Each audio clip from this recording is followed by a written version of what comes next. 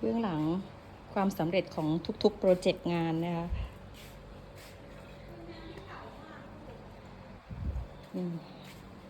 อันนี้ก็ได้มาจากฝาพัดลมที่ไม่ได้ใช้แล้วเด้อทำเป็นโมบายห้อย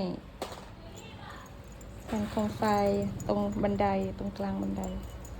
ถ้าไปซื้อโคมไฟหรือไปเบิ่งไหวมัน10,000 กว่าบาท20,000 กว่าบาทก็เลยว่ามันแพงเนาะเราบ่มีเงินปานนั้นเท่ากับเฮ็ดเอาเองอันนี้ลงทุนไปทั้งหมดประมาณ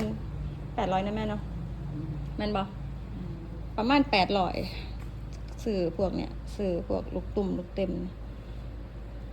บ่เกิน1,000อ่ะแต่ว่าใส่เวลาถ้าเอาจริงๆถ้าแม่ทำจริงๆกี่วันหนึ่งเสร็จใช่ไหมแต่ต้องทั้งวันสองวันนะแม่เนาะ2-3 มื้อ3 มื้อแล้วขอบคุณคุณแม่เด้อทำทุกอย่างช่วยจนเสร็จเลยสวยมากภูมิใจนำเสนอ